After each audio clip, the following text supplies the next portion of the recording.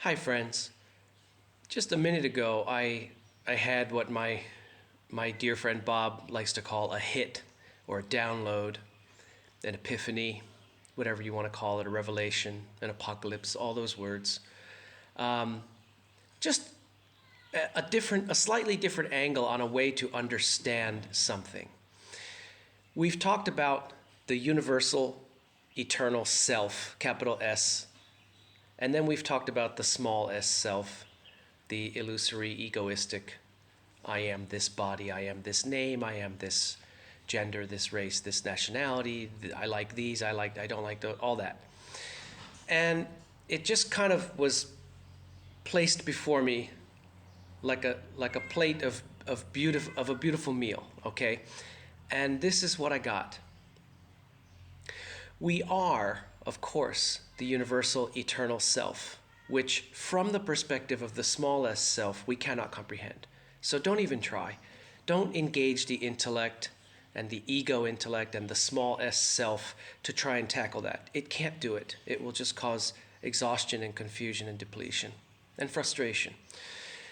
But we are that eternal universal all, which we call the capital S self.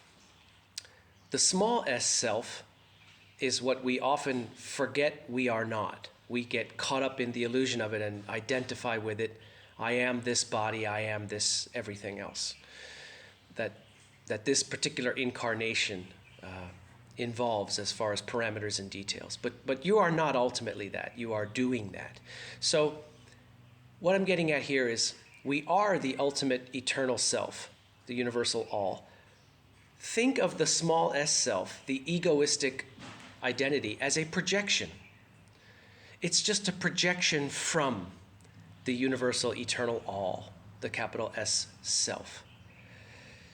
So this picture you put on Facebook, this name your parents assigned to this body that you inhabit, and all of your preferences and discriminations and likes and dislikes and political views and religious affiliation and all that stuff, it's a projection. It is not who you are.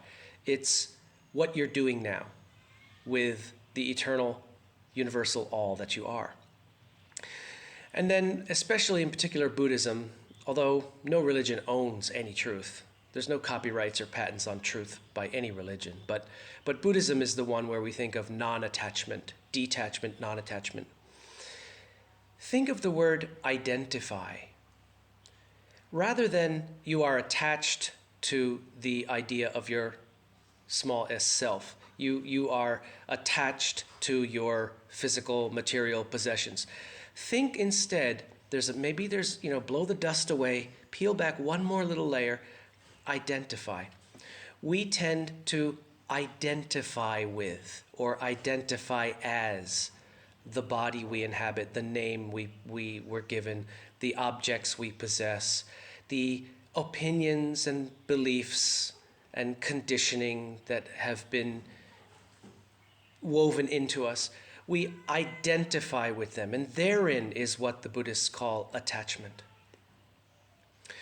So we are the universal, eternal all, capital S self, projecting a temporary projection of a small s self this time around as compared to other times around.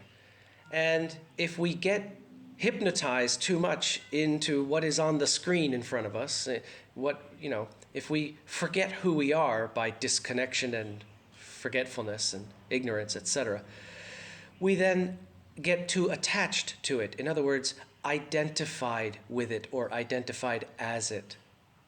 But in the end, and in the beginning, and everywhere in between, we are not ultimately that. It's just what we are doing. Why? For the sake of the purification, ascension, and evolution of our soul into returning to, remembering, and re-becoming and being the pure divine love that ultimately we have always been.